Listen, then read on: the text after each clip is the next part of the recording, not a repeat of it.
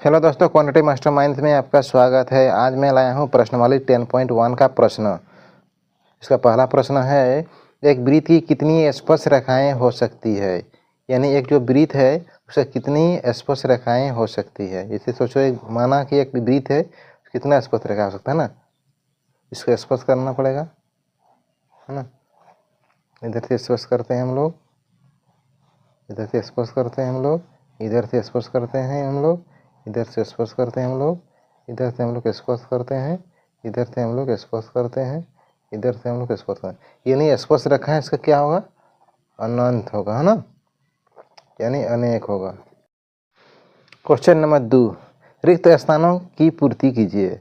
खाली स्थानों का भरना है ना। क्वेश्चन दिया हुआ है, किसी वृत्त की स्पर्श रेखाएं उसे डैश बिंदु पर प्रक्षेप करता है।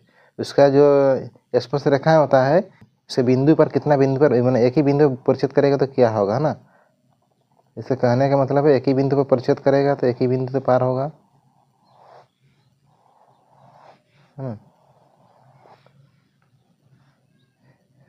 किसी वृत्त की स्पर्श रेखाएं उसे डैश बिंदु पर प्रक्षेप करती है, मतलब एक ही बिंदु पर प्रक्षेप करती है ना, एक ही बिंदु पर प्रतिच्छेद करती है। इसका सही आंसर होगा एक होगा, है ना। एक इसका सही आंसर है। क्वेश्चन नंबर 2, वृत्त की दो बिंदुओं पर प्रक्षेप करने वाली रेखा को क्या कहते हैं। जैसे माना कि एक तो वृत्त है, उसका दो रेखा को स्पर्श कर रहा है ना, उसे हम लोग क्या कहते हैं, जीवा कहते हैं, है ना। उससे हम लोग इसका नाम देते हैं ए और बी, इसको हम लोग जीवा कहते हैं, है ना। त्रिज्या कहते हैं इसको, जो बीचों बीच काटेगा उसको हम लोग व्यास कहते हैं। क्वेश्चन नंबर 3, एक वृत्त की डैश समांतर स्पर्श रेखाएं हो सकती है। माना एक तो वृत्त है, जो समांतर स्पर्श रेखा है ना, इस समय समांतर स्पर्श रेखा वृत्त है, समांतर स्पर्श रेखा। ये समांतर स्पर्श रेखा कितना होगा, इसका समांतर दो, यानी दो इसका समांतर स्पर्श रेखा होगा, है ना। दो इसका सही आंसर है। क्वेश्चन नंबर 4, वृत्त तथा उसकी स्पर्श रेखाएं के उभयनिष्ठ बिंदु को डैश कहते हैं। यानी उसका वृत्त हुआ, है ना, उसका उभयनिष्ठ बिंदु होता है स्पर्श बिंदु, स्पर्श रेखा, है ना, उसे कहते हैं स्पर्श बिंदु कहते हैं, स्पर्श बिंदु इसका सही आंसर है।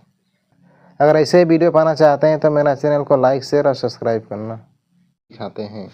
क्वेश्चन नंबर 3, 5 सेंटीमीटर त्रिज्या वाले एक वृत्त के बिंदु P पर स्पर्श रेखा PQ केंद्र O से जाने वाली एक रेखा से बिंदु Q पर इस प्रकार मिलती है कि OQ बराबर 12 सेंटीमीटर, PQ की लंबाई निकलना है। 4 ऑप्शन दिया हुआ है, चलिए प्रश्नों को सॉल्व करके दिखाते हैं। क्वेश्चन नंबर 3 है ना, कोई वृत्त दिया हुआ है, वृत्त का त्रिज्या, त्रिज्या से स्पर्श रेखा है ना, इसको हम लोग नाम देते हैं PO और Q। इसका त्रिज्या का मान दिया हुआ है 5 सेंटीमीटर और O और Q का दिया हुआ है 12 सेंटीमीटर, है ना। तो PQ का निकलना है, तो हम लोग जानते हैं कि पाइथागोरस प्रमेय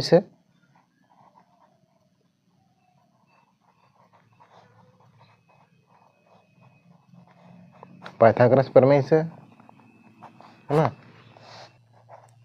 PQ का स्क्वायर बराबर OP का स्क्वायर माइनस OQ का स्क्वायर, है ना। तो OP कितना है, 5 का स्क्वायर माइनस इधर 12 का स्क्वायर बराबर 5 5 25 माइनस 112 का स्क्वायर 144 होता है। बड़ा संख्या को थोड़ा इधर लिखना, यानी 144 से 25 अगर माइनस करेंगे तो 119 आ रहा है ना, यानी 119 आ रहा है। बड़ा को अगर इधर लिखेंगे तो ठीक होगा, है ना। यानी PQ स्क्वायर बराबर इतना 119, तो PQ बराबर रूट में 119। यानी पी क्यू का मान आ रहा है हम लोग का 119। ये रहा इसका सही आंसर। क्वेश्चन नंबर 4, एक वृत्त खींचिए और एक ही दी गई रेखा के समांतर दो ऐसी रेखा खींचिए कि उनमें से एक स्पर्श रेखा हो और दूसरा छेदक रेखा, है ना। मतलब एक वृत्त खींचने के लिए कह रहा है, एक तो छेदक रेखा दिखाना है और एक तो स्पर्श रेखा। इन क्वेश्चन नंबर 4 है ना, एक वृत्त खींचने के लिए कह रहा है, छेदक रेखा दिखाना है, नाम देते हैं ए और बी। ये छेदक रेखा हो गया, है ना। और ये हो गया हम लोग का स्पर्श रेखा।